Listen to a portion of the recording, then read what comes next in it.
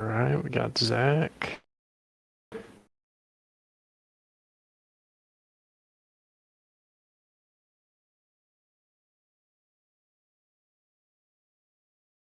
Global will not be able to make it.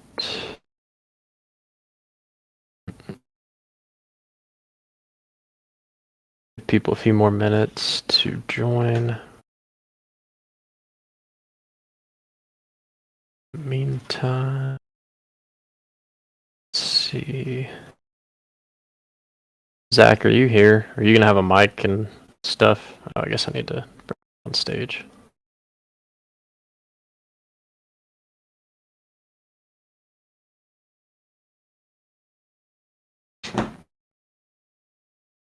I'll be around, but mostly listening. Okay, perfect. Yeah, no worries, no worries. Cool. See a couple people from last time as well. Good to see some returners. Satoshi, you can start the recording whenever. Just throw me a message and let me know when you have it started. That way we can track of it, make sure it's working and all that. Awesome. Looks like we're good to go on that front. Cool, cool. So let's see. So I'll actually go ahead and post the link. I've added an appendix to our white paper. When I need to like replace the link on the website. So actually, Zach, do you want to hop in and talk for a minute while I swap out the white paper on the website? That way people can go to it directly instead of me in here.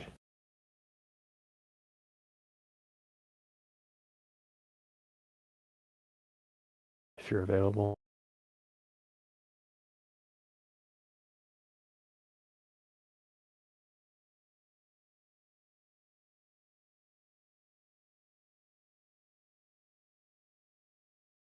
No worries. Okay, cool. So we will get into it. See, do we have any pending questions in the AMA chat?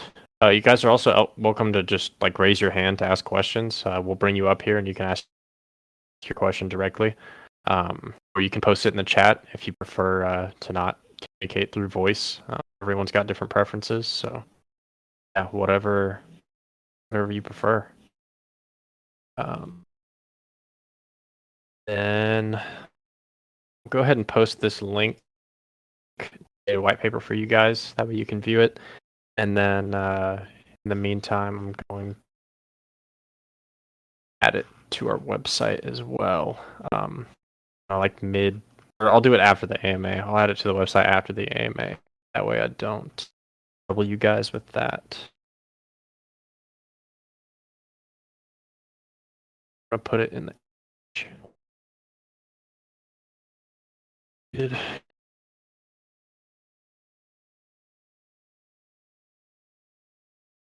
Oh.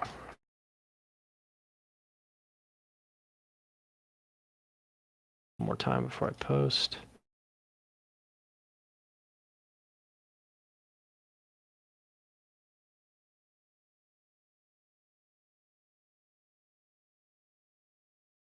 To kick us off, I'm gonna actually run through that info as well for you guys. That way, if you're not in a position to kind of read through that, this will make it a little easier on you.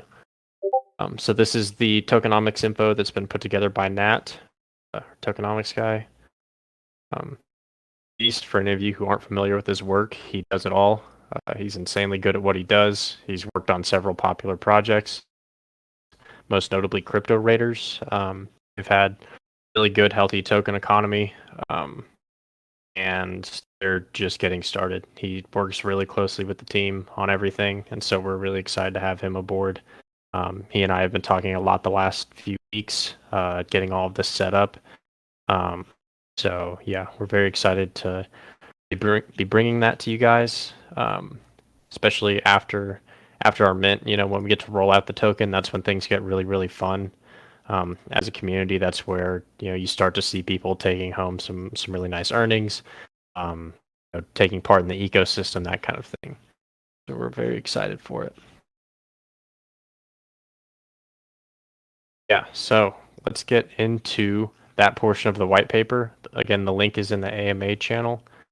If you guys can't view it for whatever reason, if it's permission locked, let me know, and I'll find it for you. We're going to use a 2-token model. We'll have Mons and Cents. Mons will be a fixed supply, value, and governance token for the game. Cents will be a variable supply in-game currency for all economic activity. So Cents will be the token that you're actually earning and spending more frequently within the game. And Mons is more just like a value token, governance token, lets you do your voting on features, that sort of thing. So then we'll go a little bit deeper into these. Mons is the value accrual and governance token for the Monster Champions ecosystem. It'll have a fixed supply and it'll be distributed over 4 or more years. Initial distribution is planned as follows. So 50% to the community via staking rewards and special in-game events over the course of those 4 years. We're on a 6-month cliff, followed by 18 months linear vesting. Lockups there. We're not going anywhere. 15% will be reserved for employee and contractor grants on a 1-year linear vest. Nat has a really impressive contract system there. He can actually schedule missions through smart contracts for teams, so additional lockups there. We'll have 10% to the treasury for operations and other uses, like giveaways and such. Competitions that we hold, events, that sort of thing. And then lastly, 5% reserved for investors. 5% might seem like a relatively small amount in the ecosystem, but when you consider that investors are sometimes, just 1 or 2 people, depending on who they are and what they do, that amount's very attractive to them. So it's important that we have that reserved for them as well. And someone hop in and stop me if I'm talking over questions or anything. Into utility, Mons will allow holders to vote on key governance proposals in our ecosystem. It'll also be the fee accrual token for earning a share of in-game spending distributed to holders who lock their Mons in the staking contract. So what that means is that our game is going to facilitate spending of these tokens to advance through the game. If you have staked Mons, you're going to be earning cents as a result of that. So it's a really great way to kind of create those passive earnings. For staking, after release, you're going to be able to stake your Mons tokens and earn cents to earn in game based on the amount of cents being spent in the entire MC ecosystem. So the emission rate on that is going to be determined by kind of the player rate of the game, and I believe also the size of the pool.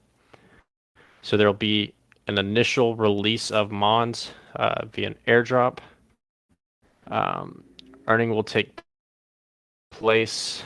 Mons earning will take place by staking LP tokens for Mons and ETH liquidity, as well as Champs USDC liquidity. So we touched on this in our last AMA, and I believe we mentioned it in the chat as well. We're not going as deep as Nat did on Crypto Raiders. Someone asked specifically what the difference might be, and the main one is that we're having less liquidity pools. So our 2 primary ones will be Mons and ETH and Champs USDC.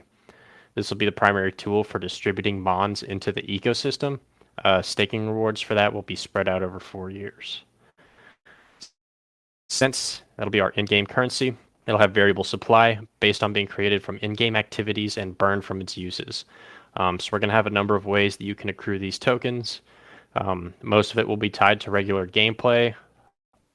Nearly all of it will be gated by asset ownership. So we want to make sure that the people that are earning these tokens and extracting them from our ecosystem are the ones who have actually earned them through their participation. So that's kind of our assurance to you guys that we're not going to have random people coming in here just getting all of the tokens. If you're going to come in and make, money and see the true value in this game, that's where your opportunity will be to generate these tokens. Almost all of it is going to be tied directly to gameplay. It's not arduous gameplay. We mentioned earlier, you can play on auto. You don't have to be grinding on this game for hours and hours in order to participate in earnings. We're just setting it up so that people who are generating these tokens are actually participating in our ecosystem, and that benefits everyone. For those, there will not be an initial distribution. We'll airdrop an initial supply, just for people like playing the game, but it won't be like anything crazy.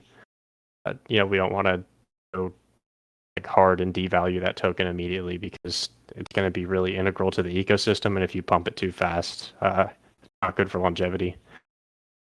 Bonds is more the value token where you're supposed to be getting like long-term earnings. From there, all further cents, as we mentioned, will be generated through in-game activities and through staking Mons. So by staking those Mons tokens, you're going to be able to generate cents over time, and those cents will be used in our ecosystem and help you advance through the game. It's going to be a very healthy model, very robust ecosystem with a lot of sinks and a lot of earning opportunities. If you guys have questions about any of that, post them in the AMA channel. I'll be happy to get to them. Looks like we don't have anything in there yet, but we do have a question in the general chat. Any future marketing plans?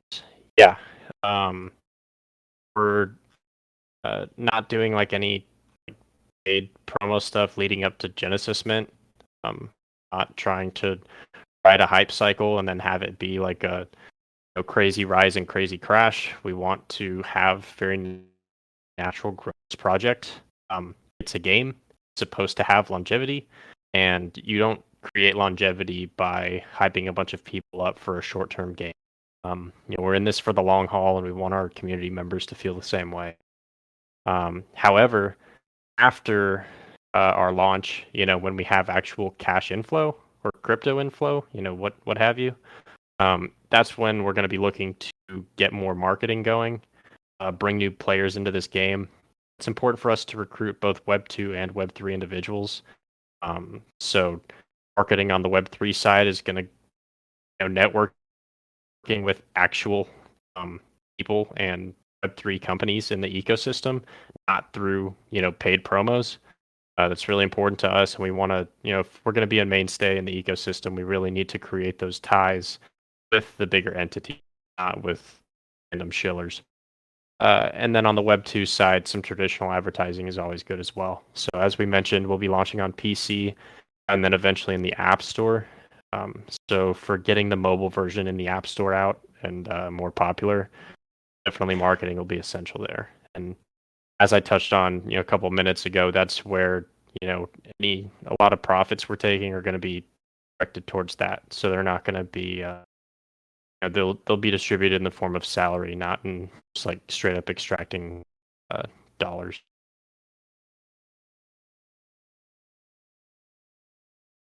I can make sure. Okay. Yeah, we think that bringing in new players is actually going to be very, very important, and that's why we have. One statement that we've already made is, minting out is not the end all be all for this project. Games are a marathon; they're not a sprint, and so we look forward to bringing in new players the entire time.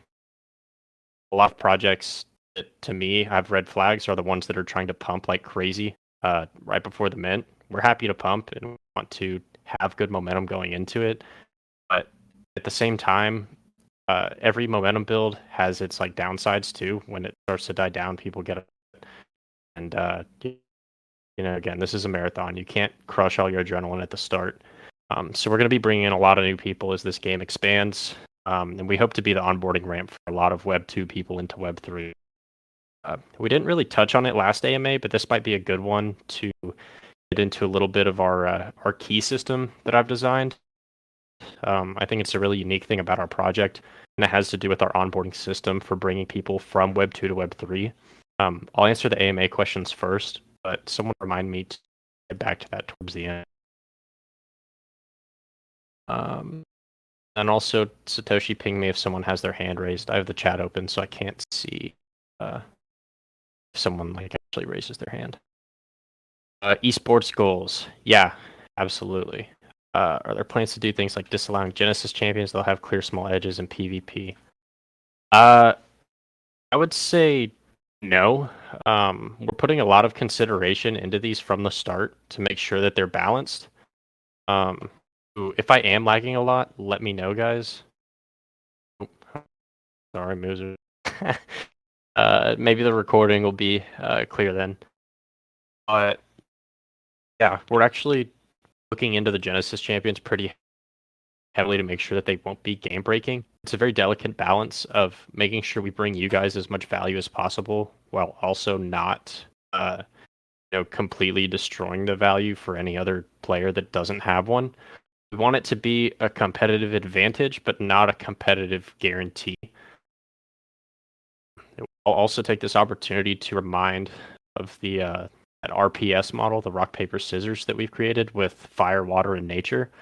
So even if you have a fire Genesis champion with the maximum possible like stats, or affinity actually is what's called. So that's the elemental strength of your champion. You can still be defeated by champion of the opposite element. So if you're a very strong fire champion, it's not going to take an insanely strong water champion to have an advantage. So that's kind of where that balancing takes place, where the Genesis champions will have a like distinct competitive advantage against regular champions. Will be like if they're running the same element as you. So if you're a fire team, your opponent has a regular champion, so they get no elemental. And they're also running a fire team, and you're probably going to have an advantage. However, if your monsters aren't as strong as theirs stat-wise, or if they have equipped theirs with better runes, they're still going to have an opportunity. So really, if anything, it's just raising your ceiling a little bit and allowing you a little more wiggle room with strategy, as opposed to giving you a clear and distinct advantage. You're going to have to work for it, but if you do, you'll be rewarded quite a bit. Minters get mons airdropped in the beginning. Yeah, so I actually have to remove that from our tokenomics document. So on record, I am saying we cannot currently disclose how mons will be airdropped initially, because of rules around securities. I touched on this in our chat the other day. In general, I believe T-Storm had asked the question. It is becoming a lot more scrutinized under the legal microscope to promise airdrops tied to NFTs, since it falls under certain Securities Act. Nat advised us to really clean with that. So you'll only have to wait a few more days to find out the exact answer. However, what we are allowed to say is that if you are involved in our ecosystem, you will be receiving mons. So your chances are very good. Wondering how you plan to differentiate from crypto raiders in regards to pulling net new players. Mons and cents very similar to Raider and Orange. Essentially, what aspects of Monster Champions are you planning on leveraging as key differentiators given tokenomics are very similar? So right off the bat, one thing that I will say, so first of all, very good question. But second of all, Web 2 players coming into Web 3 will not care about economic distinctions so much. They're looking for a simple onboarding ramp. I can speak from firsthand experience. I've onboarded a lot of people into Web3, and they aren't as privy to all of the nuances between different projects. They just want to know what's going to be easy and stress-free for them. If you've tried to onboard anyone, sorry to hear that I'm lagging a little bit. If there's anything you guys think I can do to fix it now? Yeah, if you've ever tried onboarding anyone, you've probably gone through a similar experience where they want something that is a comfortable start. That's kind of what we're hoping to provide by having an actual game tied to this, and Crypto Raiders has done a good job of that as well.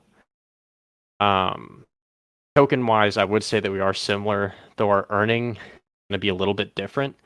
Most notably, for new players, we're going to have our variant monsters, which are things that will be primarily owned by Genesis champion holders. Those variant monsters will be able to be staked to what's called the Alliance. The Alliance is really important, and it's something that's unique to our game. When you stake a monster to the Alliance, it'll become available for use by new players, really by anyone. But new players will have the most incentive to use it. It'll help them clear in-game content more easily, as long as your monster doesn't suck. And none of the variant monsters will suck. So essentially, you'll be loaning your good monster to someone else who doesn't have as good monsters. So you can think of it as Axie's scholarship program, but a lot more forgiving. Axie had a great model in terms of they wanted to use their existing players to bring in new players. One thing that kind of made it a little short-sighted is they turned it into a job. People have these entire guild management programs for Axie. Those scholarship programs get very extensive, which is cool. We think that's great.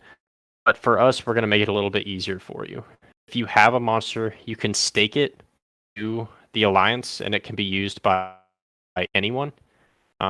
So right off the bat, you have the option to get earnings from that monster just by staking it, as long as someone uses it.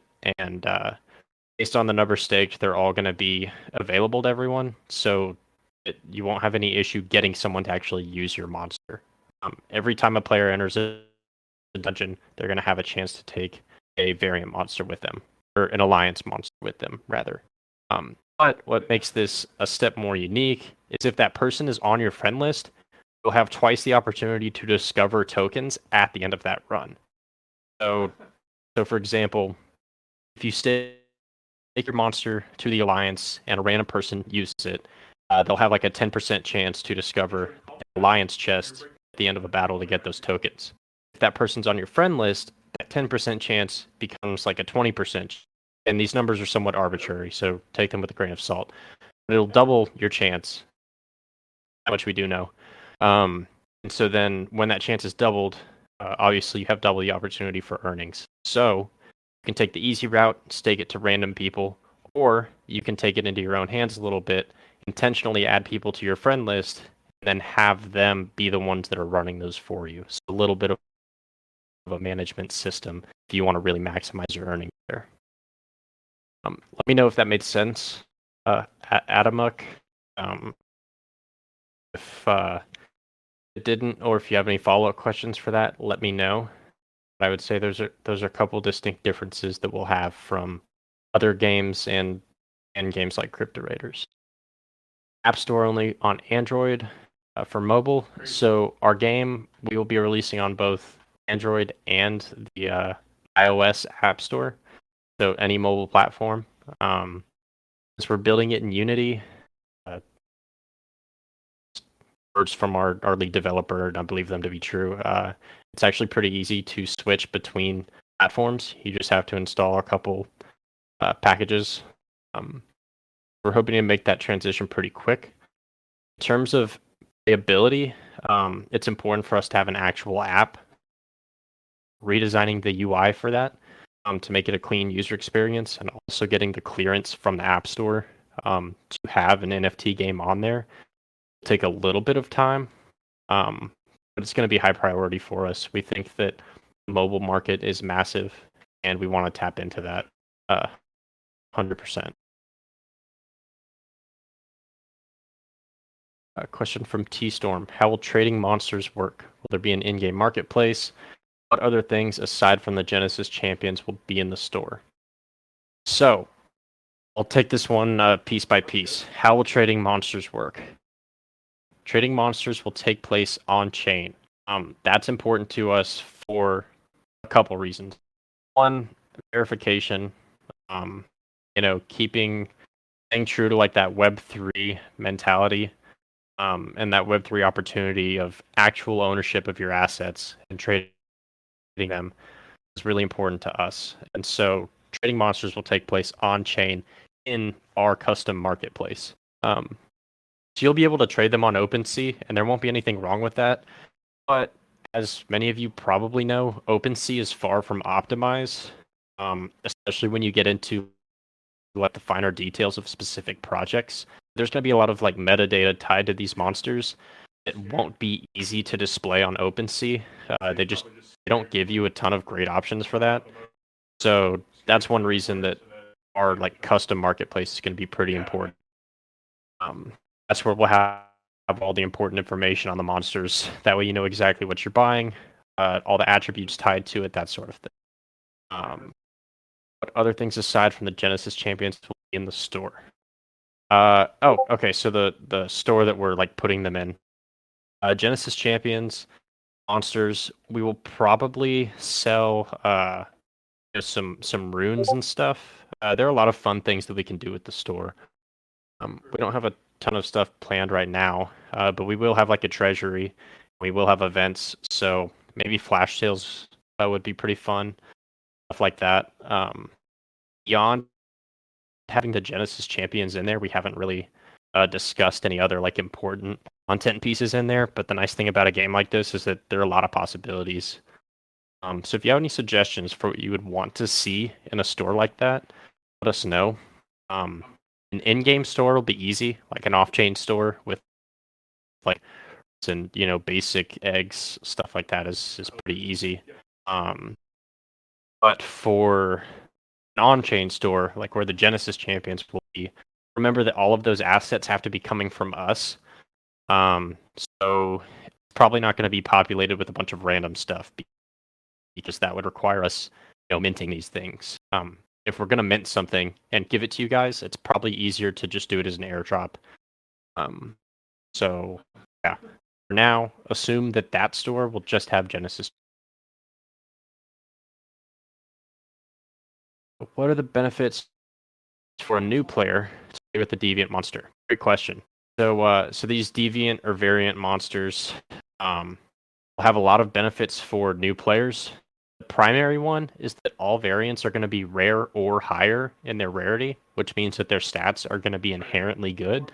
Their skills will be pretty useful. On top of that, using someone else's monster, let's say I'm an endgame player and I have staked my variant monster to the Alliance. That monster is going to be pretty strong because I have endgame type things equipped on it. If someone else now has access to that monster, they're going to be able to progress through the game faster. So from a gameplay perspective, they have that immediate advantage. However, the most notable one is that variant monsters allow you to earn. So if you have staked your monster to the Alliance, someone uses your monster in a quest. At the end of that quest, they are lucky enough to find the Alliance chest. That Alliance chest will have a certain number of tokens in it, and those tokens will be split between the person that loaned the monster and the person that borrowed the monster. So both of you will share in those earnings. As a new player, you have gameplay incentive to utilize variant monsters. And also, as someone trying to enter the economy, you have additional incentive to use those monsters. Hopefully that makes sense. If it doesn't, let me know. But yeah, we think that that's going to be a really fun way to, one, bring earning to you guys, and two, encourage collaboration between our existing players and our new players. You guys have ever been like a late entrant into a game or even into a token economy? You know how kind of like lost of a feeling that is. I feel like you've kind of missed out on something. We never want people to feel like they have missed the curve on it. We always want to welcome new people into the project. And so we think that it's a really great way for you guys and for us to help new entrants in that transition.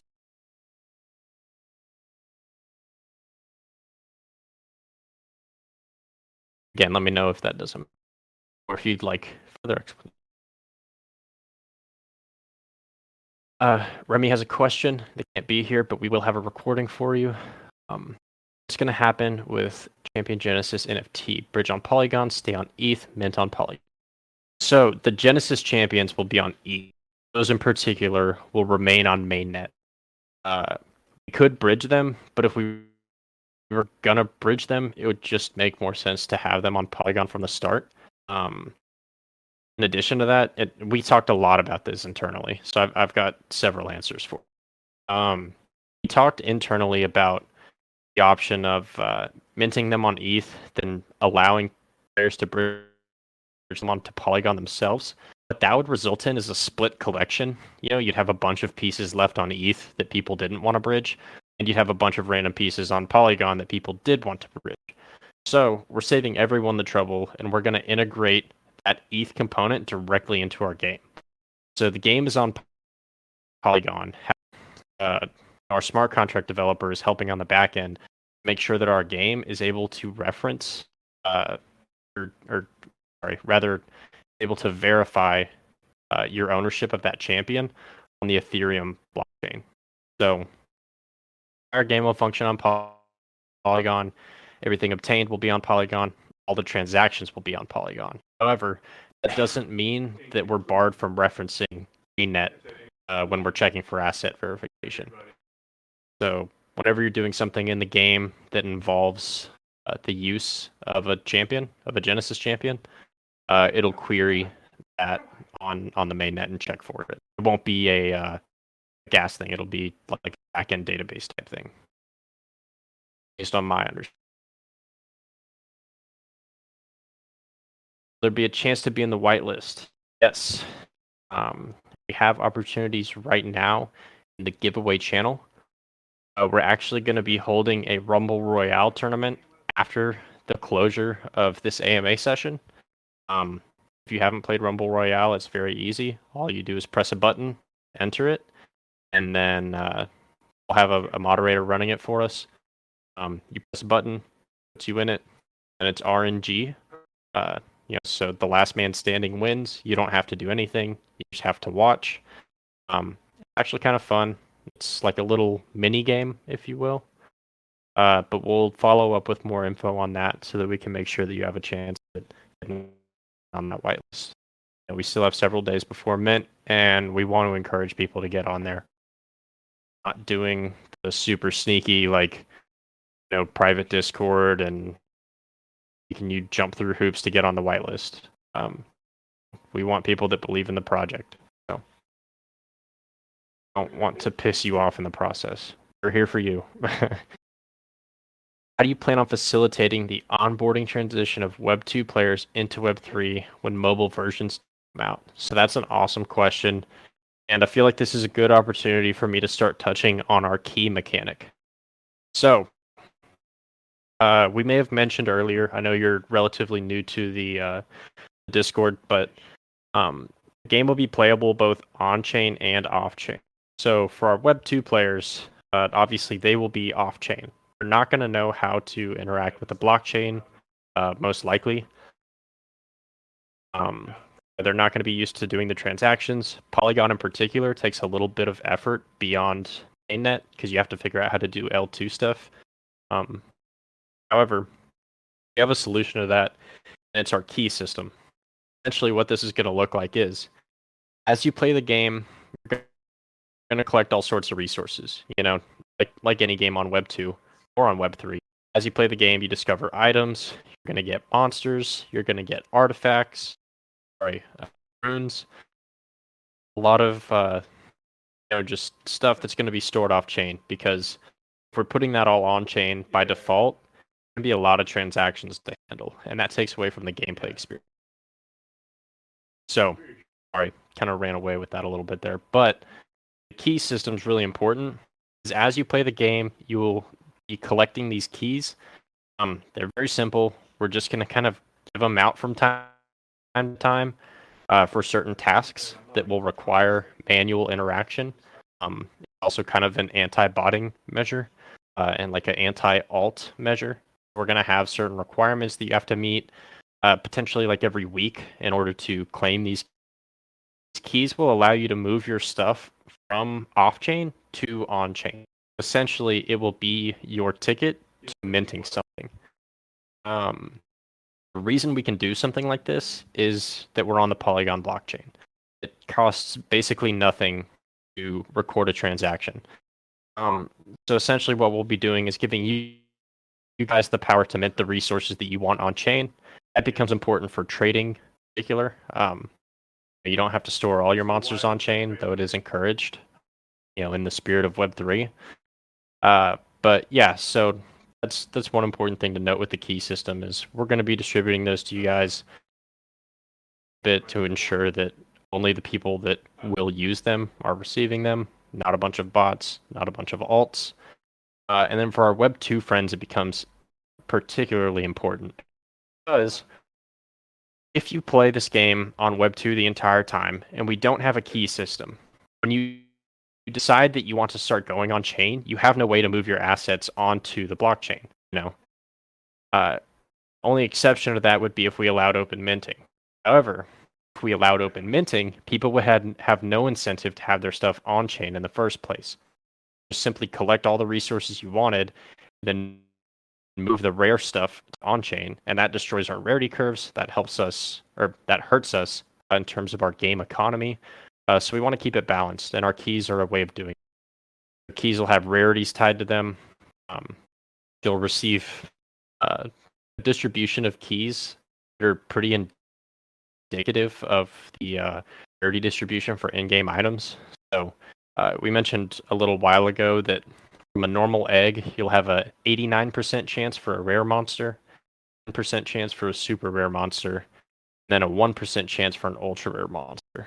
Our key distribution will follow something similar. That lets us protect our economy. That helps us onboard our Web 2 friends when they are ready.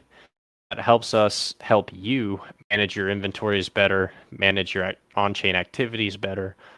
We think it's going to be a win-win scenario for everyone. I talked quite a bit there. If that didn't make sense, and I might have lost some people because I did jump around a little bit, let me know. Elaborate on that mechanic more. There are probably some bits and pieces that I missed. But overall, that's the general idea of it, is our key system will help people make that transition. And then in addition to that, onboarding documents, onboarding resources are always good. So we have people on the team that are going to be seeking out the best and smoothest ways to move from fiat to having like an L2 currency, so having Matic or our game token, helping people make that transition when they do want to do it. We'll probably have a dedicated channel for it as well, and maybe some ambassadors whose roles revolve around helping people make that jump. One thing we've said from the start is that we want this game to be something that you can play with your friends. One thing that's been not really frustrating, but something that I wish I got to do more in this space is bring my friends with me. But there's a bit of a learning curve to playing something on chain.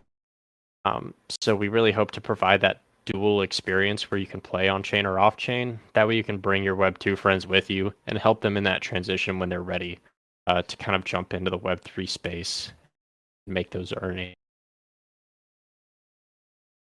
Okay. It was long-winded.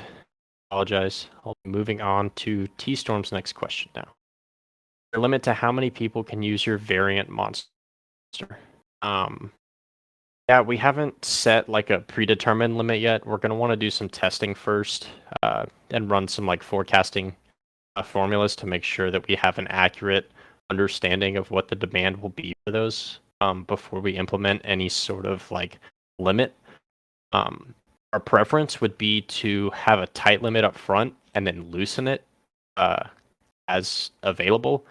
That's a lot more fun for the player than making it unlimited and then us coming back and putting a limit on it later, if that makes sense. So, yeah, there will likely be some limits at the start to protect the economy, make sure nothing runs away from us, and then once we're absolutely positive that things are running smoothly, the distribution is occurring in a reasonable fashion, then we can start lightening some of those restrictions, allow more people to use your variant monsters, etc. It'll be a generous limit still. So for example, if you have a variant monster and you stake it, it'll probably be like one person can use it at a time. But there's no limit to like how many people can use it over the course of a day. What we will use to kind of balance that a little bit is like a queue system. And so we'll likely have something set up so that the more frequently used variants are going to be put towards the bottom to help balance the earnings for everyone. We don't want to leave anyone out. So if you have it staked, we're going to make sure that it gets to someone else for usage.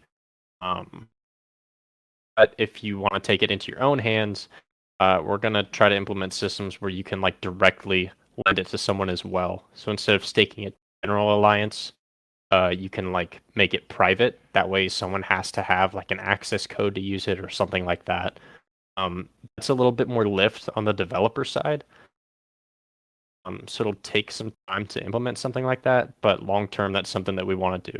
You know, giving you guys more power and flexibility in how your variant monsters are allocated. Do you have any plans to invest in marketing? Any ideas on how you plan to market the game to reach? Yeah, touched on that a little bit ago as well. We'd like to invest in marketing. First, we need cash inflows, or any sort of revenue generating activity. Right now, we're operating at a loss, as you know, on purpose. Like we said, we're building this game regardless. So we sunk a lot of money into getting this thing out. So as soon as we have this thing out and we've done what we set out to do in the first place, then we can look towards marketing a little bit.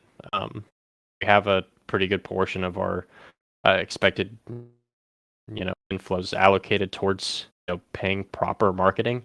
I mentioned this earlier as well. We're not going to be looking for like paid promo type stuff. We want to do genuine marketing, finding the right people, making the right connections, and interacting with like more Web3 type like companies and entities as opposed to like random influencers. As far as reaching more people, Web3 markets itself as long as you're doing things right and ethically. If people are earning in the game, the other people will come. If your numbers are good, it doesn't matter where they are, what their background is, people will find a way to your game. So our concern there is not so much marketing as we want to make sure that we're delivering good earning, creating a healthy economy. On the Web 2 side, that's where onboarding becomes really important, having a smooth ramp. We would like to be able to market ourselves as a game that is made for the Web 2 player to transition into Web 3. As I mentioned, having those smooth methods in place to help them start earning when they want to start earning is going to be really important for that. And traditional marketing approaches for be logical as well.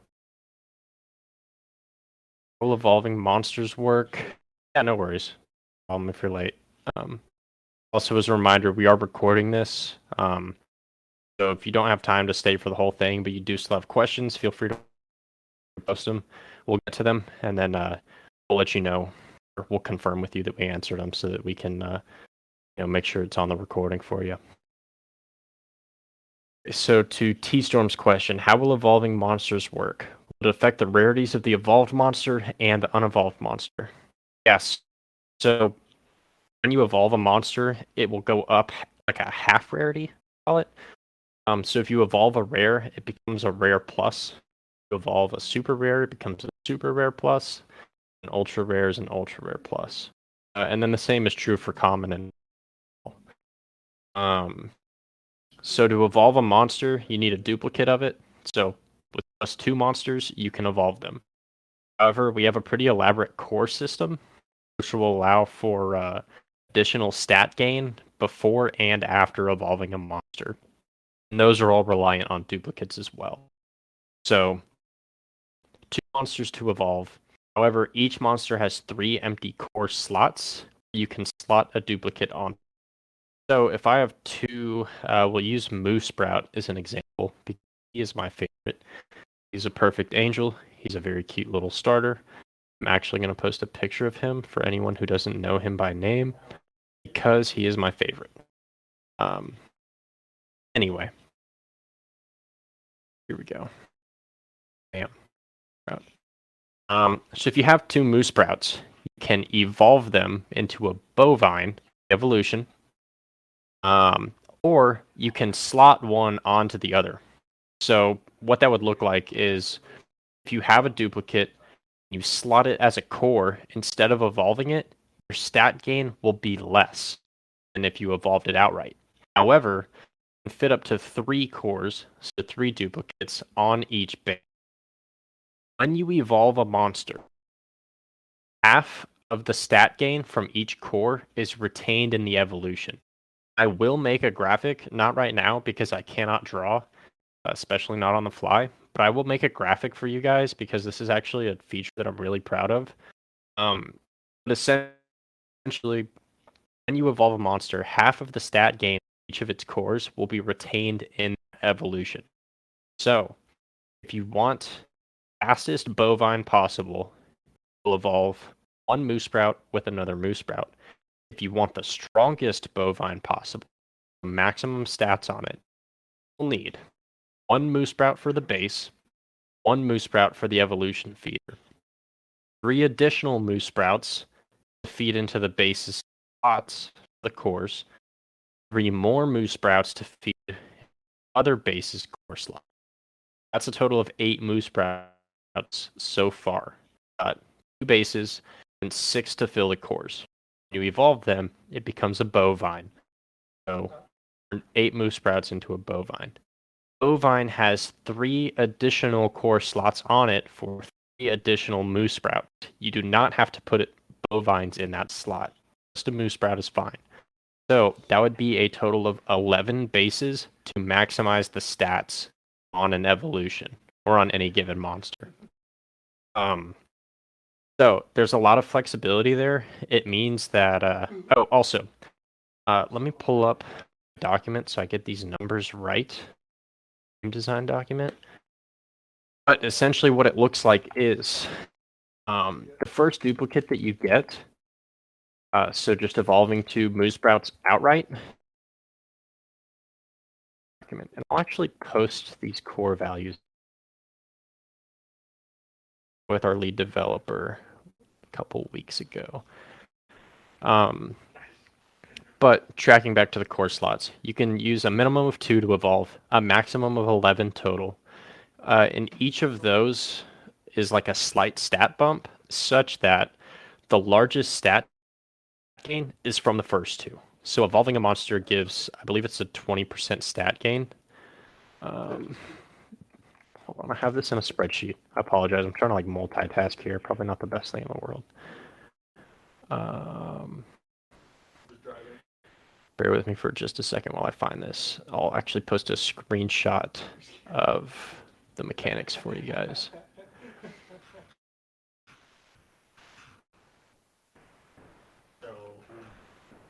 Here we go. Okay. This is a super awesome leak, so you guys better appreciate it. May or may not help with the visualization of this, but for some of you it will. And so I think it's important to have. Okay.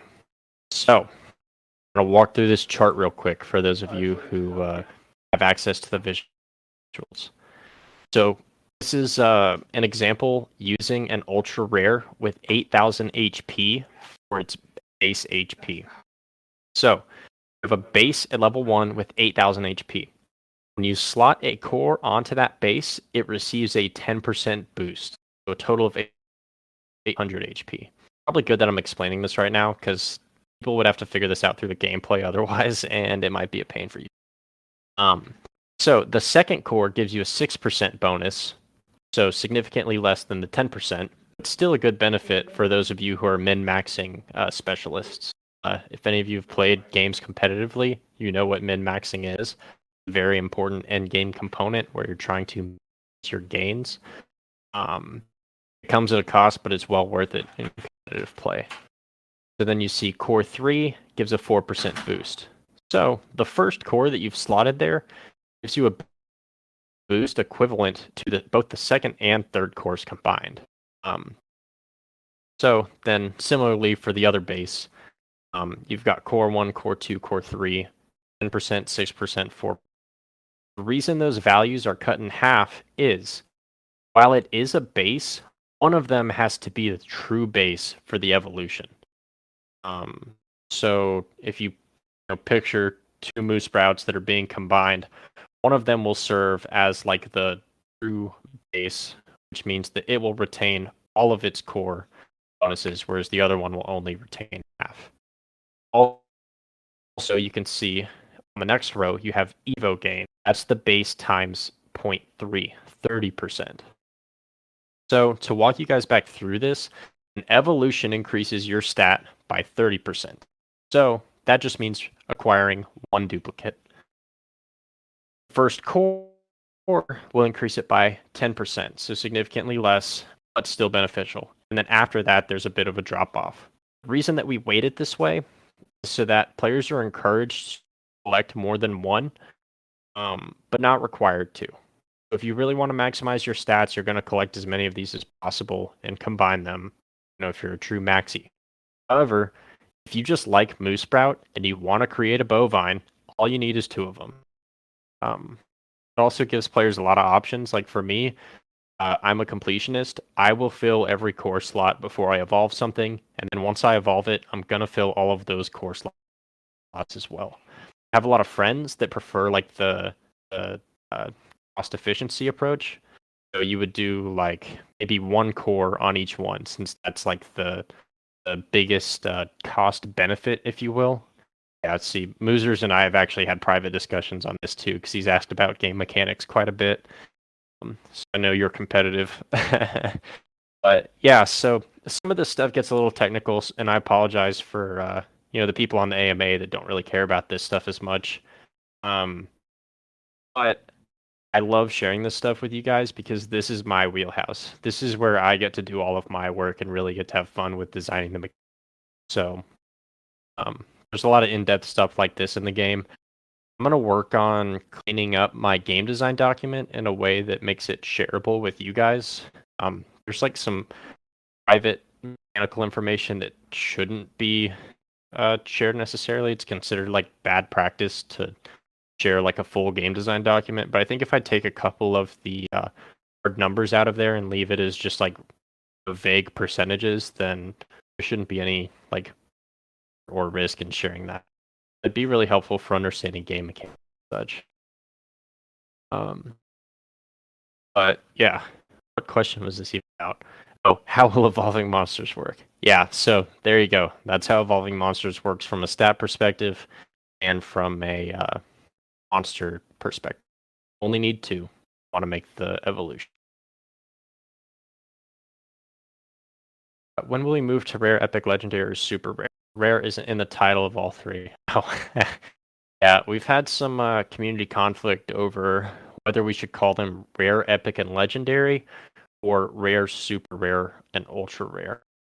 I'm still personally split on it. For those of you who weren't a part of the original discussion on this, the main reason that they're set up as rare, super rare, and ultra rare is because the R, E, and the L for rare, epic, legendary did not look very good on cards. We're trying to represent these monsters on like playing card type deals for the trading aspect. And the R, the E, and the L just did not look as clean. SR and UR looked a lot more appealing, at least to us, we thought. But I am with you that epic and legendary is probably a little more standard.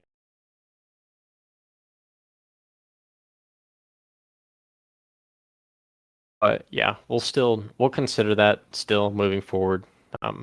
We want to be fully committed to whatever approach we do. So we'll put that on the docket for additional review. Might even be a good opportunity to use the governance token, since that'll be coming out before the rarities are finalized. There's set time frame or date for playable game release. Yeah, so we're looking to have alpha testing rolled out about 4 to 6 weeks after our Genesis Mint. Our Genesis Mint is next week. We're pretty far along in our development process. Not the lead developer, so I'm not perfect for timelines and estimates. I'm just like most people. I think that it's easier than it actually is. But we do have a 4 to 6 week target date for that. As it gets closer, we'll try to reveal more specific dates, like hard dates. But you have to be pretty careful about that stuff in the NFT space in terms of giving like an actual hard date. When you have a token that's tied to deadlines and releases, you really, really have to be careful, because people that don't follow the project as closely, who are still bought into the economy, they might see like a simple delay and really freak out about it. they don't have like the context behind it, and sometimes they don't care to learn it. So yeah, we're gonna do our best to give you guys updated timelines on that as we progress. We actually have our gameplay trailer we're working on right now. I had like a raw version from our developer, and Satoshi would not let me release it. She wants to make it look pretty and fancy. So we're hoping to have that done before I finish this AMA. Satoshi, if you want, ping me your progress on this. Don't be embarrassed if it's going slow. I understand that you're a perfectionist and you do a good job. So yeah, but we do have footage and we're working on getting it into a sweet, presentable format. Okay, she's still working on it. But yeah, we're looking to have that out by the end of the night. We got the tokenomics to you guys, which was the other important thing we had on our list, but I personally am dying to get the gameplay trailer out to you guys because I think it's really exciting. You don't even have like the final UI or like final animations in it, and it still looks really, really exciting for me. So you'll definitely see the mobile platform. Yeah, of course, happy to answer the questions. Thanks for asking good ones. Not that anyone has asked bad questions. They're all good questions, but I've enjoyed yours. Okay, I think that I've missed a few. Let's. Oh, no. Okay. Possible to have players choose a male or female champion. My wife is asking. It's actually a good question. I will check with our smart contract developer. I don't know of that being a possibility. Uh, that is a really good question. My initial assumption would be no, because when you get into feature scarcity, I think that it could really jack some stuff up if we have like, example, let's say most of our player base is male and we have 90% of the minted champions as male.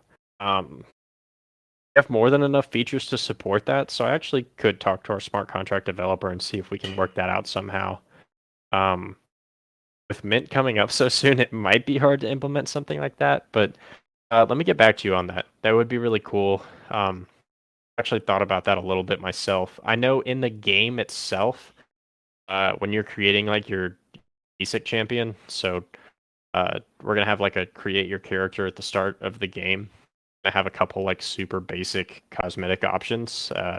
Nothing even close to what the Genesis champions have, and it won't have any elemental features. But if you mint and you get a male and you don't like it, and your wife wants a female one, you can always make her one in the character customization in game. Just don't tell her that it isn't as special. Let's see.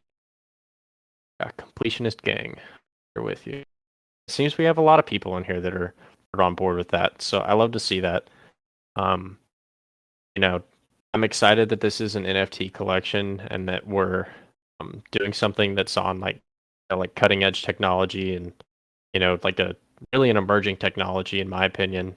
Something that's going to become a mainstay in just day-to-day life. Like a couple of years from now, it's going to be insane how integrated blockchain technology is into every like one of our lives. Excited to be building a game that's a part of that. At the same time, I'm still a gamer at heart, and I love seeing that we have a lot of people in here that are like that. Yeah, the DeFi side's fun, but I'm big on the competitive side of the game itself. I love seeing got some other people like that in here. I won't feel so alone.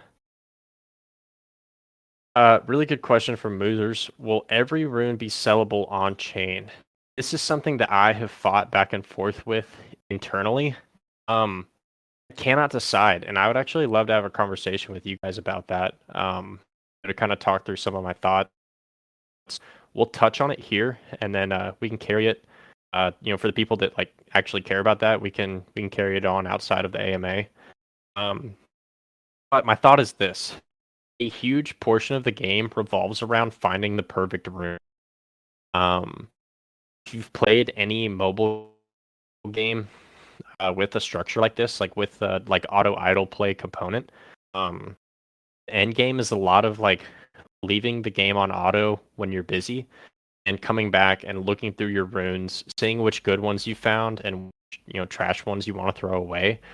I worry that allowing runes to be sold on chain will kind of like ruin that you could create like 10 different characters that are all farming, for these runes and stuff, and I think that it could potentially cause issues. So, what I think would be a proper solution to this is monsters can equip these runes, right? And monsters are tradable. So we already have to implement some sort of solution for runes that are on monsters. Because if we don't, if I trade you a monster, you could just take the runes off of that yourself. And monsters could then become a vessel for trading runes if we don't allow runes to be explicitly traded. So my leading option right now, I believe, is when a monster is traded, its runes will be fused to it. So it will keep those runes, but they can't be unequipped. So if you trade a monster to someone, basically if it's minted and traded, those runes will become fused. It can be like removed, but they'll be destroyed in the process. So if you get a monster with bad runes, you'll take them off and replace them with whatever you want. But if you get a monster with good runes, you get to keep those runes. That's important for both sides, I think. If you are a player who has really good runes, and a really good monster, you can then trade those as like a pair and add value to that monster. But it also like helps retain like the spirit of the game in that you can't just buy your way to the top. You want to have good runes on all your monsters, you're gonna have to pay a really pretty penny from another player who's selling it, or you're gonna have to go and find them yourself. So I think that not allowing the direct purchase and sale of runes is really important for upholding like the economic integrity of that portion of the game. Let me know if that made sense, or if you have like a counter argument for it. I think that there's a couple different ways that it could go, truthfully. But after thinking about it, like that one seems to make the most sense to me.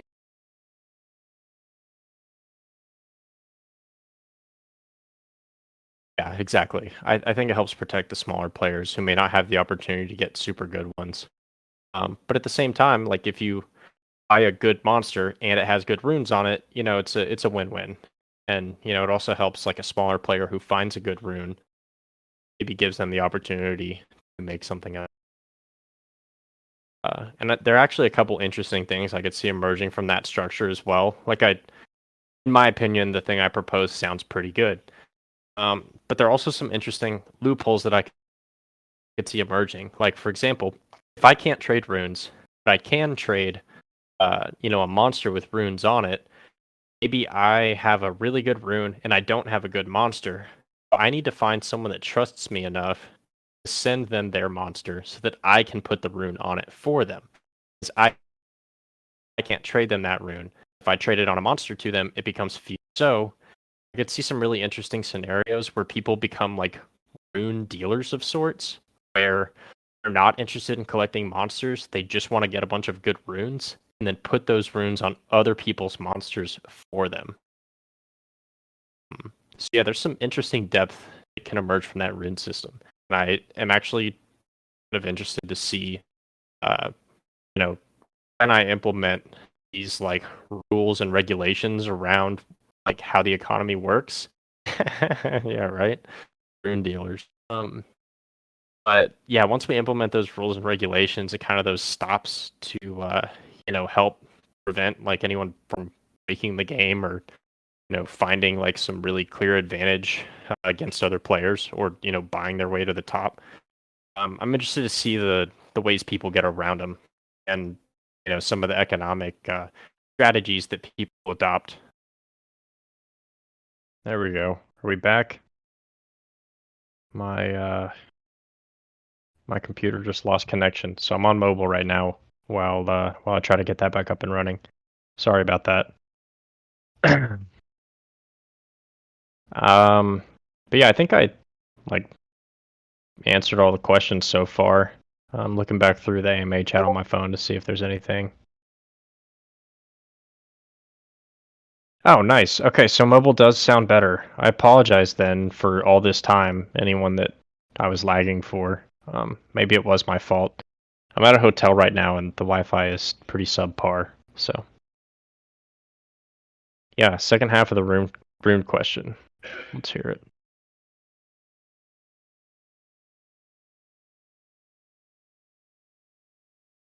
Or was I in the second half of it?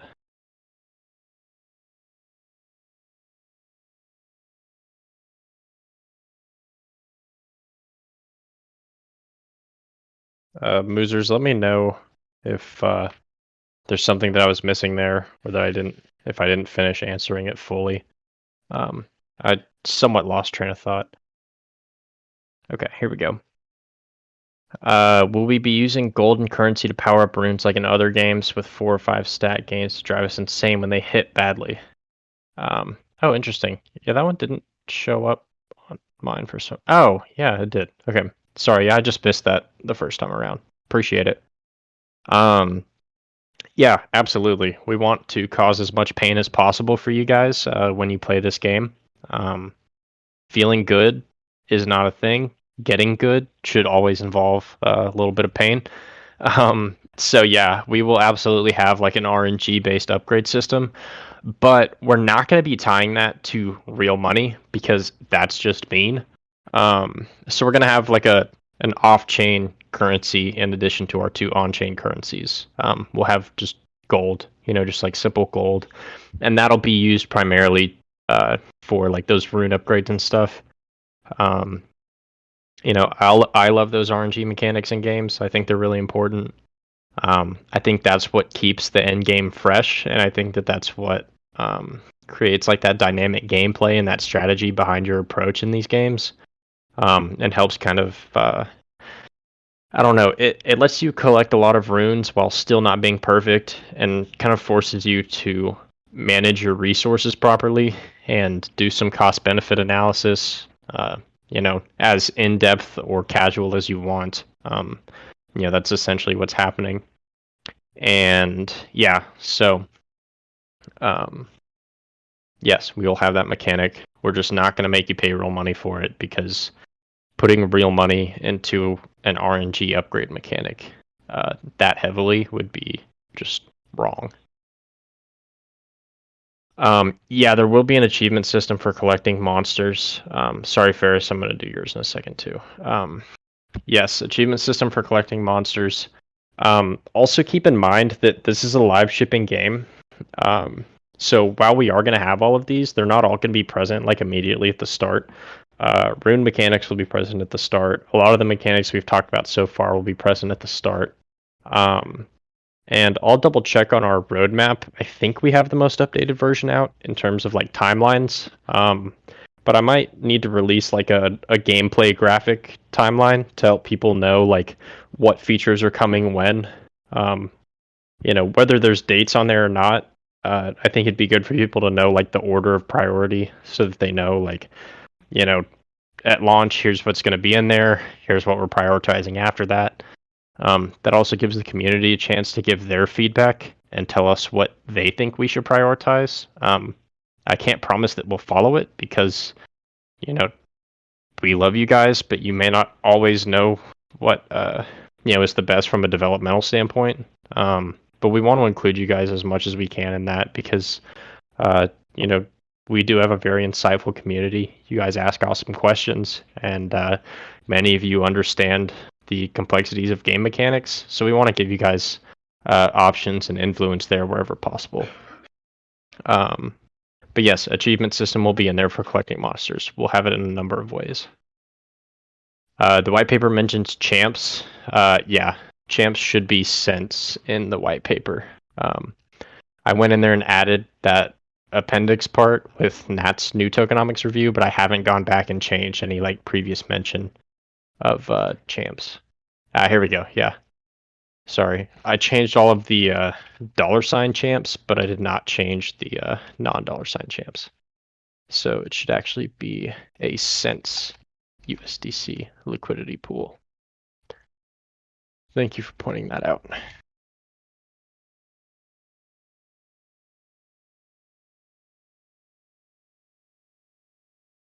Okay. I think that we've addressed all the questions so far. Let me know if there's anything that I missed. Yeah, that was the old name. We were going to do champs. It's been brought to our attention that there's another project that already has like I think a champ token. Avoiding overlap entirely is going to be like impossible because there are a lot of projects out there. And they're all going to pick their names freely. So even if we do Mons and Cents, like I can almost guarantee that at some point there will be something similar. I think there's already a Mon token. There's probably a Monster token already too. So I'd love to make them something a little more like unique and original, but it's important for something like the value token, Mons, to be something that an outsider can connect with the project mentally. Sense is a reference to Centuria, or like world that the game is based in. And since that's our game token, it's okay for us to name it a little bit differently. But yeah, Mons has been labeled as like our public value token to help people make that connection between our game and our token. Yeah, and also as a reminder, we're going to be holding these pretty frequently, especially this week because we want to answer as many questions as you guys have. So we'll probably be wrapping this one up pretty soon. I promised after the one the other day that we would make this one a little bit shorter, because you guys could ask questions all day and I could probably talk about this game for like years. A lot of the people on the team have to put up with me daily because I can go in depth on just about anything. And so I ask them a lot of annoying questions, and I'm very nitpicky with a lot of random things. So we'll take a few more questions, then we'll wrap it up here. And then we'll schedule our next AMA, as soon as we finish up here. That way you guys can start planning your next questions. Oh yeah, and Satoshi needs to finish the gameplay video, and she needs to have access to audio for that, she says. So we will do this in her best interest as well. Are there any plans through a tutorial system, achievement system, or just for getting through certain levels of the PvE to give access to particular monsters that are particularly useful in the earliest endgame dungeon content to help people really get into the dungeon? Yes. And then second part of the question, is there more of a plan to let the player base figure out their own meta for the content and let it evolve naturally? So I would say a little bit of a mix of both. We're going to have completion rewards as you progress through the story. Initially, we weren't going to have that, but with the introduction of our key concept, it allows us to give out in-game rewards off-chain, just like any other game, because we can do that without fear of damaging the economy. So in a Web3 game, anything that's on-chain, you have to be really careful about distributing to people, because anytime you distribute something, it's accessed by a lot of people. And, when stuff's in limited supply and it's tradable, there's value attributed to it. And you can dilute your supply like very, very quickly if you're not careful. So our key system actually gives us really great buffers and protection there. So we can give people in-game rewards like monsters, something that has like supply rules, without fear of it ruining the economy, because we're not giving someone through that gameplay the key to add it to the blockchain. So what that does for us and what that does for you. For us, it helps us regulate our economy a little more carefully. For you and for any other player, it helps you progress through the game with normal like Web 2 type aids, without like I guess you could say like without devaluing the other assets in our ecosystem. So with regards to like a tutorial system, achievement system, one thing that I mentioned in our last AMA is that every monster will be obtainable through eggs except for the starter monsters. So Moose Sprout, actually, for example, will not be hatchable from monster eggs. It'll only be obtainable as one of your 3 selected starter monsters when you begin the game. One of the rewards that we'll be giving for completion checkpoints is duplicates of your starter monster. that way, you don't have to purchase someone else's moose sprout in order to evolve yours. We want to be able to give players the resources to progress through the game naturally, and like kind of aid them in building like a basic strategy. So a lot of the free monsters you get are going to have like very basic fundamental battle skills, like they're going to raise your attack or lower the opponent's defense. Things that help people understand fundamental strategy to this type of game. And then as the rarity increases, the more complex the skills will get, and that's where you have less free rewards. That's where you're truly earning them through gameplay, through competition, etc.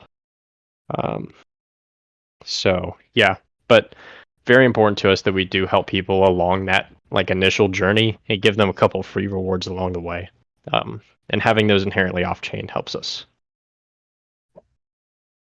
What's the plan to keep economy going once players reach endgame and stop needing to use the token to advance the game?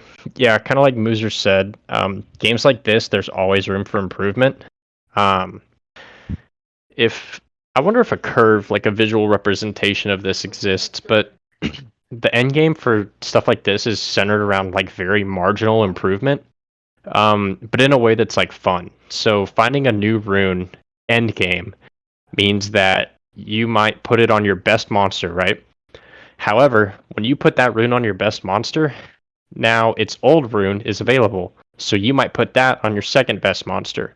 When you put it on your second best monster, its old rune is now available. So there's a lot of like inventory management that comes with the end game for these that basically, for me, it creates endless fun. For some people, it's endless pain. But yeah, so like immediately that would be my first response is that's good for the economy because it keeps people interested, like a majority of people interested. If you look at the mobile market and the revenues, and we're going to cite mobile market revenue or mobile gaming revenue a lot in this project, not to highlight potential revenue for us, but to highlight longevity and player base for you guys, just to show how much potential there is in that market. It's insane. Like the numbers are actually ridiculous. Zach has a graphic that he always keeps handy. I don't know if he has it on him right now, but it's a really good revenue chart showing mobile gaming versus other games. And basically what that expresses is that there's a lot of convenience and longevity in these types of games. It's really easy to maintain the demand for tokens specifically, with these types of models. It just hasn't really been done yet. Web3 gaming's really new, and one thing we've actually told to investors quite a bit is we're not trying to build the like VR metaverse game. That's what everyone is like jumping towards. They want to build, the next like VR like cutting edge like gaming technology. We're building like an incredibly fun lightweight model for people to enjoy because that's what has longevity. VR is cool for a couple of weeks and then it kind of gets old. This kind of stuff is very sustainable. We've seen it work in a lot of different markets across the globe. And Zach and I have been playing these types of games for over a decade together now. So we can personally vouch for the longevity of stuff like this. Zach wants to come on the stage, I think. I don't know how to do it on mobile. Satoshi, if you're free, can you add Zach to the stage? Yeah, I can't. Oh, I think I got it. Yeah, there we go. Okay, let me wrap up my thoughts, Zach, and then you can jump in too. Yeah, and then the other thing that I also want to highlight is the live shipping model allows us to continue rolling out updates and content and stuff, long after initial launch. That can come in forms of events, that can come in the form of just like general like storyline content expansion, and there's going to be a ton of it because we're not launching with an insane amount of it. Our priority is getting this game out first. It's called an MVP. It's a minimum viable product. What you need to let people start playing. And in the Web3 space, it means what you need to get like the earliest utility to the players. So yeah, tons of expansion opportunity. And yeah, sorry, I could talk forever about that. I'm going to let Zach hop in here with his thoughts on I think mobile gaming. Yeah, thanks, Palmer. So I just wanted to add one thing really quick that a lot of people who aren't familiar with mobile gaming, I deal with it daily when I'm talking to outside investors and things like that, who think that, this space is really right now right for, the console gaming or the PC gaming. And they don't realize how different mobile gaming is, where, you're not just buying a complete game for $60 and potentially playing it with 2 or 3 friends, and of course you're going to move on in 4 or 5 months when a new game comes out or something like that. But with mobile gaming, it's constantly evolving. Content's always being added, the game's always being improved upon, and there's a community built. So it's not just you and 2 or 3 friends that play it every so often. You're playing it with your guild. You're playing it with thousands of people that you talk to daily in third-party chats and whatnot. And you're also an investor in the game at that point. And so there's just a lot of reasons why the mobile gaming market is right for this space, and why there's a ton of longevity that goes into those types of games. A lot of mobile games have been around for like a decade now, almost, just because, again, a community is built and a community doesn't want to let it go. They love it. Palmer and I met, playing mobile games. Here we are a decade later building one ourselves. So you make lifelong connections. And I think that's the thing that people who haven't been in the mobile space don't quite understand. And I think that's what folks in the Web3 space are starting to understand, being in Discords and things like that, is you talk to these people daily. You almost talk to them more than friends and family at some points. So you really make relationships, and there's a lot to be said for that in terms of keeping a game going in terms of longevity. So I just wanted to add that in there. Yeah, very well put. That's a perfect echo of how I feel on the inside as well. So yeah, I'd full endorsement there. Well said. We got about 4 minutes left probably before we wrap this up. So if you guys have any final questions, let them rip. Otherwise, we will slate them for the the next AMA. Love to do that soon. If you guys have any time suggestions for that, let us know. I'm assuming this is an okay time for most of you since you're here. We'll try to get some community feedback from the people that couldn't make it as well, and see if there's a time that would fit better for them. But I really appreciate all you guys tuning in for this. Look around at the other people in here. Some of these people are going to become your best friends over the next few months, if they aren't already. These types of games build powerful bonds. The Web3 space builds very powerful bonds. We're proud to be a part of it. We're proud to have been a part of it for a long time now. So we're really excited to bring that experience to you guys.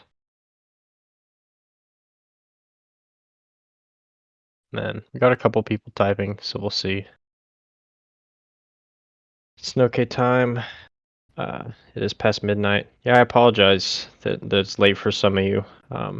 One cool thing about this space is that you get to interact with people from all over the world. One challenge in this space is finding the right times that work for everybody. So definitely going to do our best to accommodate you guys. Will there be content that involves taking one or more monsters each from a small group to fight a dungeon or boss together for rewards?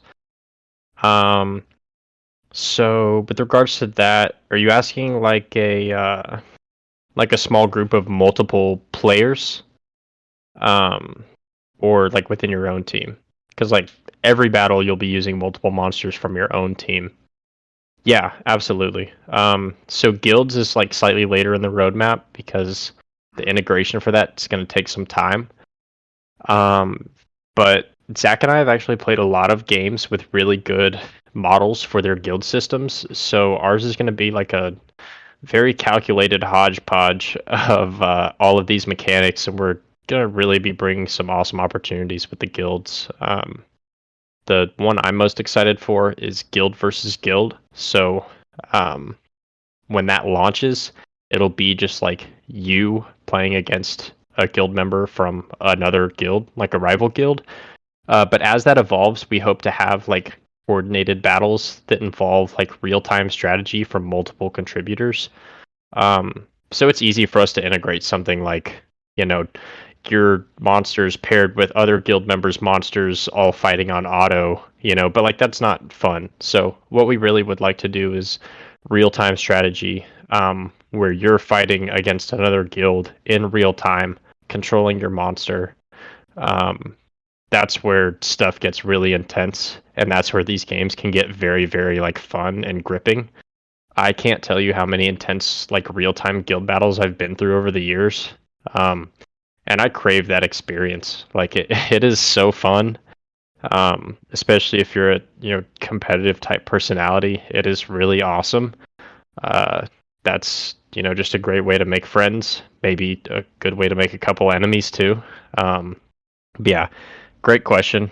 And the short answer is absolutely we want to have that in the game. On top of that, we're going to have boss raids, like global boss raids. So that's on like our events roadmap, and that'll be like a global boss that appears. Some of them will be scheduled, some of them will be random, like triggered by just like in-game events. Um, and that'll be a deal where you're fighting alongside guildmates, randoms, all sorts of things. Um, Maybe not in real time at first, but you'll at least be using your monster plus other people's monsters to take down those global bosses for some pretty sweet rewards too. Um, but yeah, also just as I talk about all these awesome mechanics, keep in mind that this isn't automatic. I wish we could snap our fingers and just implement it, but it does take time. So know that it's on our roadmap and know that we're going to have the mechanics hashed out for it well before it's actually built. I'm so excited for these though. They're going to be nuts, and I can't wait to get them out. But yeah, just not at launch, not 6 weeks from now. Right.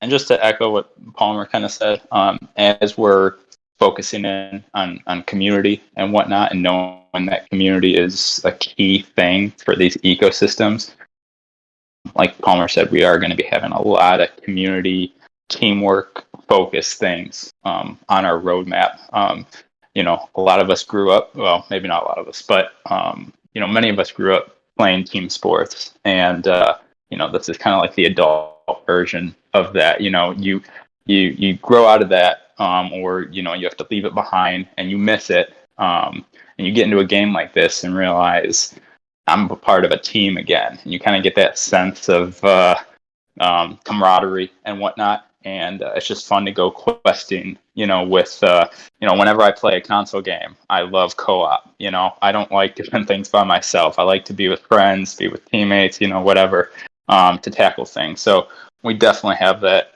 in the forefront of our minds when we're filling out, any future type of gameplays. Definitely. 100%. Yeah, and then to kind of close on that point, one thing that I always preach for Endgame, for any game, is kind of creating that purpose that's greater than yourself. Console games, depending on if they have like an online mode or not, don't always do a great job of that. Mobile gaming almost always does. Creating that sense of purpose that's greater than yourself. Also a great life lesson for anyone who's feeling lost out there. Finding a purpose greater than yourself is a great way to enhance your life a little bit. But same is true for gaming, where when you have that community, how that is it going, guys? And for you guys, we want to provide that in the game, absolutely, but also in our community. The Discord's supposed to be a place where we're building those bonds. It'll be a lot easier once you have an actual asset. Once you own something that's a part of our ecosystem, that's when things get really, really fun. But yeah, this is a family in the making, so we're very, very happy and excited for that. And I know I said I was going to close it, but I think we have like one or two more questions, so I'm going to glance at them real quick.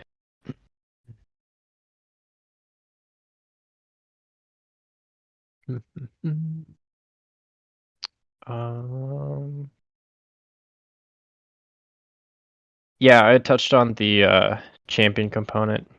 I'll touch on it again real quick. Happy to do it. Yeah, champions won't be directly rented out, especially at the start, like at game launch, because the mechanic just isn't there for that. Their purpose is a lot more specific to you and your personal journey through the game. The way that we're going to be bringing value to those is mainly through external benefits like airdrops, in-game advantages, stuff like that. The true like earning components are going to be more tied to your your monsters, like variant monsters and such. Okay, last couple questions here. Whether it be PvP, yes, PvP is prior to guilds on the roadmap. From a programmatic like developer standpoint, it kind of tracks that way too. It makes more sense to implement PvP before it does to have team versus team fights. In PvP, it'll be autoplay. At first, it's significantly increases the challenge of implementation when you have like real-time player versus player battles. End goal is real time. But to get a PvP mechanic in there as early as possible, it's going to be like auto battle at first. So you will be commanding your stuff manually, but your opponent will be on auto, and then we'll have some balancers in place for that as well. So one thing that I touched on in the last call is that your opponent will have a fifth hidden monster that will come into play once you've defeated one of their other monsters. So you won't know what it is. That helps account for the fact that they have to defend your attack using like bad AI. Because the AI for a game like this is intentionally designed to be subpar to encourage manual play wherever possible. And there will be rewards and rankings tied to that as well.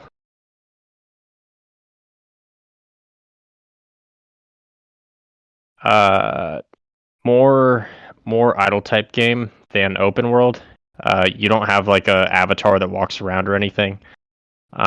We have a map, but it's like a static map, where you're like tapping to move to a certain location. You're not going to have like a animated character walking around. When we get into the deeper parts of our roadmap, into like the land play and stuff, by then we will have been around for a little while, and we will have expanded our team quite a bit as well from a developer perspective. That's when we can start looking into open world type stuff, traveling, land play, all of those like beautiful components that projects are raising $70 million for. So yeah, definitely would like to have that later, but for the MVP, like what's coming out first, no like open world walk around stuff. Even though that stuff is pretty fun, I like that. Is that an original idea or something other games have done? I've definitely played a game that did that. Not quite like the way we're doing it, but similar enough. Like it's not a completely foreign mechanic for this type of game. I don't know, Zach. If you remember what game we played that used that, let me know. But yeah, I don't remember off the top of my head. Someone definitely has done it though. Sorry. Used what? Sorry.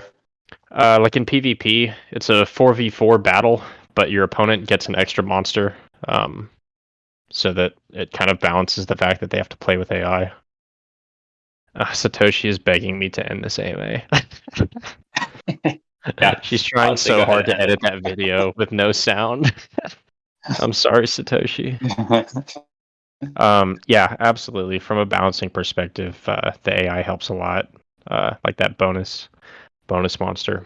But yeah, if you guys have any additional questions, post them in the AMA chat. We're officially closing questions for this chat, but we can answer them in the next AMA.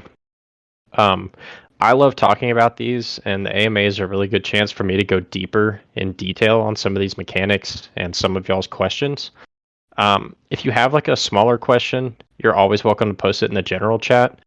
But moving forward, we're probably going to save the AMA chat for these like voice calls. So if it's something urgent, something that's like super important, ask it in general.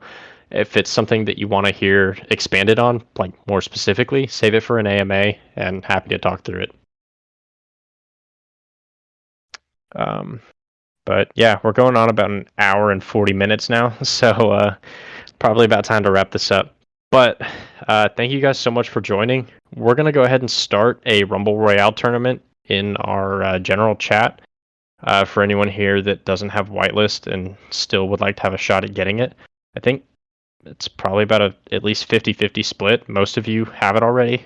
But for those of you who don't, hang out for a little bit and we'll start that tournament real quick to get you guys on that whitelist. But yeah, thank you guys so much. We'll be talking to y'all soon. And enjoy your weekend.